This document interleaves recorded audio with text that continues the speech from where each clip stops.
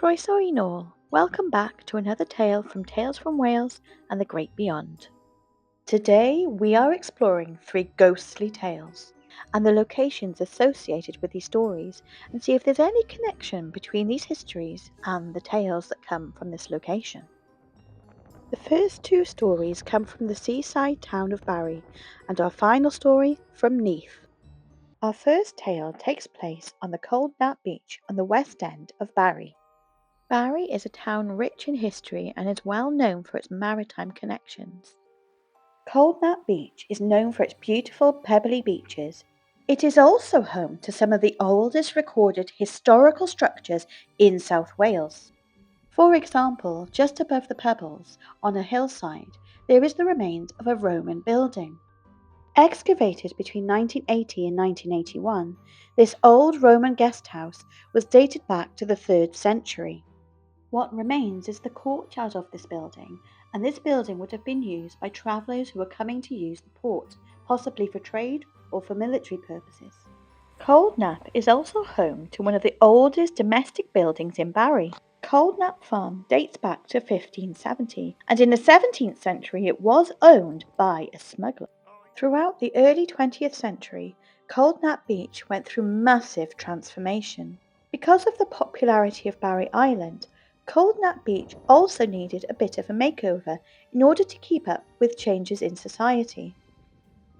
The end of the 1920s saw the construction of the lake that we see today. It was then a boating lake and is designed in the shape of a harp. The sunken bandstand was also constructed around the same time and used as such for live music and various other entertainments. And even today you can see some of the old gas lamps that were constructed around this time. One of Barry's most famous constructions at this time was the Lido, the big open pool that opened on the 1st of May 1926. It was built by the volunteers of the community in Barry throughout 1925, but sadly it was closed in 1996 and its demolition was seen in 2004, and now it's become a recreation park. Though it is sad to see the closure of a well-loved feature of Barry, this is an area that is still used very frequently, especially among dog walkers.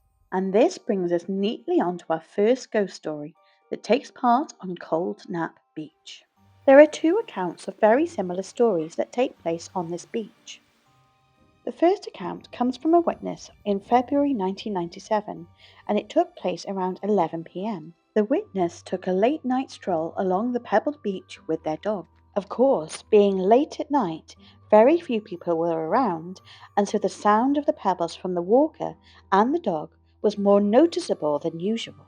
All the sounds were therefore amplified by the contrasting silence. However, the witness saw, on the sand near the shoreline, a dog, a black dog, not running, but gliding smoothly across the beach.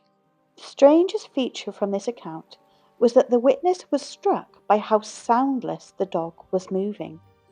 No sound of feet running on wet sand, no sound of splashing or a dislodged rock underfoot, completely noiseless and silent. 16 years later, in 2013, another account of a ghostly apparition was witnessed in the same beach around the same time. This time at midnight, the witness did not see a dog gliding across the beach. Instead, something more frightening occurred. A black, misty cloud started to form around the witness's feet. For several minutes, the cloud continued to form around the feet, did not move, did not glide away, but remained around the witness. What is interesting about this second story is that the witness who experienced the cloud formation is the same witness that experienced the gliding dog. What I personally like about this story is that it doesn't feature a ghost from the Roman period or a construction worker from the 1920s. Instead, Barry is well known for being a dog-loving town, and perhaps one of its canine companions from the community is still living its best life, embodying the heart of Barry, running freely on the beach. Our second story comes from Barry Island. Barry has been in existence for over 1,000 years, but it was named after the legendary saint, St. Barrack. St. Barrack died at sea, and his body washed ashore on Barry Island, and he was buried on the island of Barry, where he did at one point live. After a church was constructed where the place where St. Barrack was buried, Barry became a site of pilgrimage for early Christians. After this time, Barry grew and grew with size, becoming more of a town than a village that it once was. By the 19th century, Barry Island and Barry itself became world famous for its dockyard, its ports, and its harbours, all serving industrial significance for this time. Now there is a modern pilgrimage in which fans of the show Gavin and Stacey travel from all around the globe to come and see Barry Island. In the 18th century in particular, Barry Island was a hub for pirates and smugglers. With it came various stories of piracy and shipwrecks. And today's focus is the story of the legend of Benedict of Hyfforddur, Benedict the Fighter. The legend goes that there was a band of Spanish pirates who tried to board his ship, and he was ambushed and attacked by these pirates who tried to take his ship. Single-handedly, Benedict managed to fight off all the pirates, and he sailed back to shore to Barry Island. He was hailed a hero among the people of Barry, who saw him as a protector. It did not end well, however, for Barry's new hero. Benedict completed many voyages in his time, but unfortunately his ship and he got caught in a very bad storm. And off the coast of Barry, the ship went down, and sadly so did Benedict, and he died at sea. The legend goes that his ghost came back to Barry, and he returned not as a malevolent being, but as a ghost that was there to protect the people of Barry from further invasion. Our next story comes from Cadoxton in Neath. Since Barry also has a connection to a Cadoxton, it would seem prudent to have a quick discussion about the life of St. Cadoc. Cadoc was the son of the king Gwynllyw of Gwynllwg.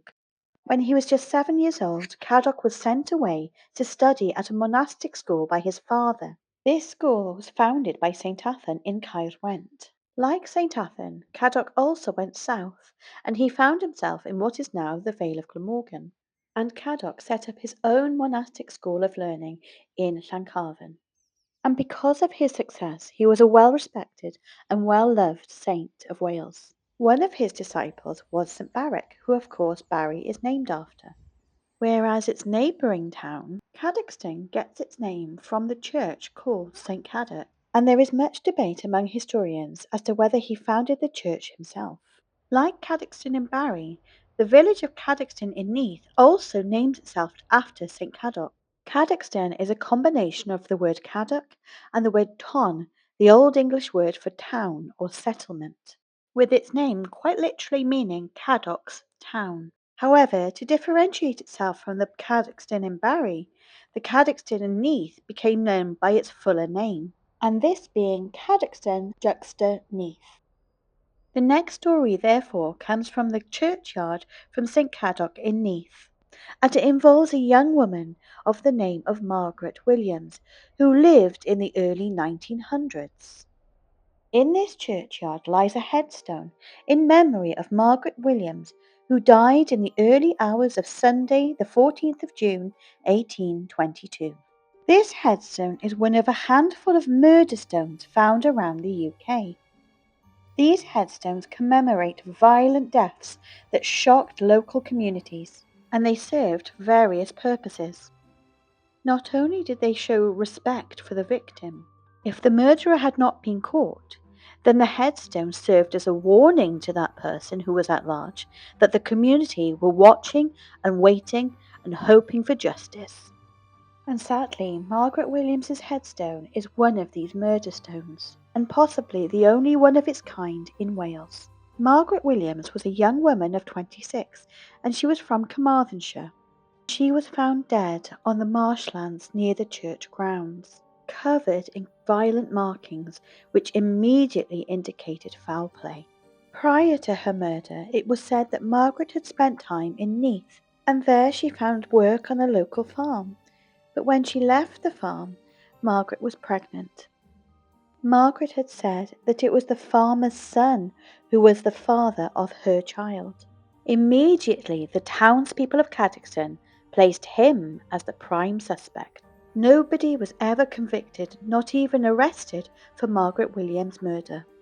Instead, the word murder was written clearly on Margaret's headstone.